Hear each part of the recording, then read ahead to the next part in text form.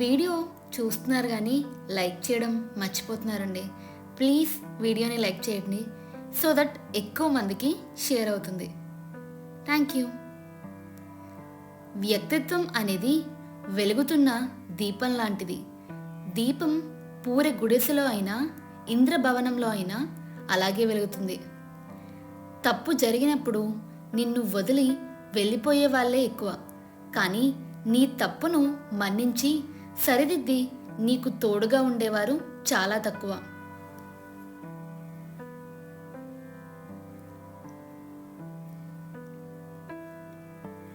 నేర్చుకున్న విద్యను దాచుకోవద్దు, దానిని 10 మందికి పంచు, అది మరింత రాణిస్తుంది.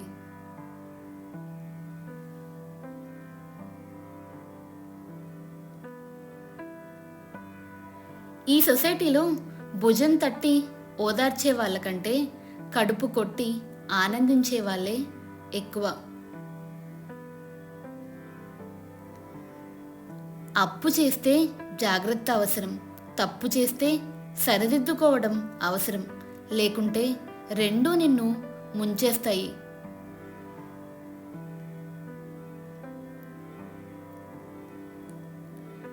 మనిషి ఆశయంతో బ్రతకాలి, కానీ అత్యాశతో బ్రతకవద్దు.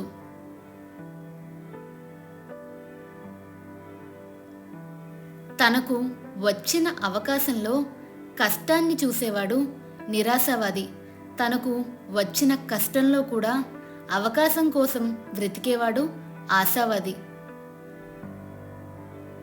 సహాయం పొందినవారు మరువకూడదు, సహాయం చేసినవారు గుర్తుంచుకోకూడదు.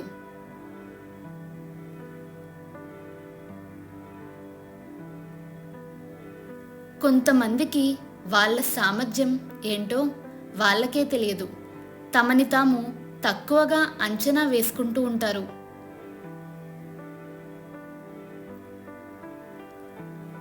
జీవితం, సముద్రం ఈ రెండు దూరం నుండి చూడడానికి బాగుంటాయి, కానీ ఈదడానికి కష్టంగా ఉంటాయి.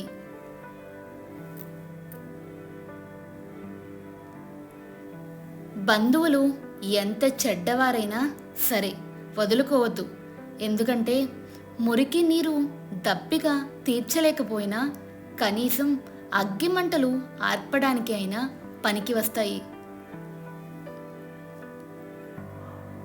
డబ్బు అనేది మనిషికి పెద్ద శత్రువు. తాడు లేకుండానే ఉరివేస్తుంది, విషం లేకుండానే చంపుతుంది. నీవు నీ భవిష్యత్తును మార్చలేవు, కానీ నీవు నీ అలవాట్లను మార్చవచ్చు. నీ అలవాట్లు నీ భవిష్యత్తును మారుస్తాయి. భార్యని బానిసగా భావించే ఏ మగవాడు ఈ సొసైటీకి పనికిరాడు.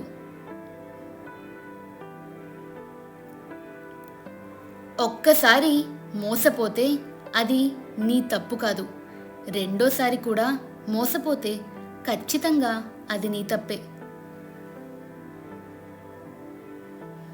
మూర్ఖుడు ఎప్పుడూ ఇతరులను నిందిస్తూ కాలాన్ని వృధా చేసుకుంటాడు, కానీ వివేకవంతుడు ఆ నిందలను పట్టించుకోకుండా చిన్న చిరునవ్వును సమాధానంగా విసిరి తన పని తను చేసుకుంటూ పోతాడు.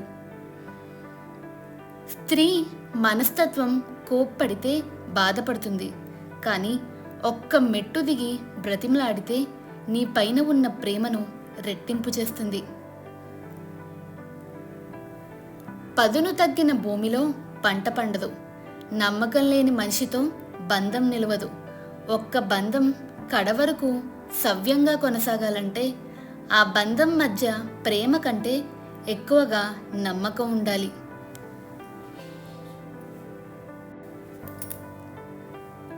నీ ముందు నీ మాట, నా ముందు నా మాట మాట్లాడేవారికి ఎంత దూరంగా ఉంటే అంత మంచిది.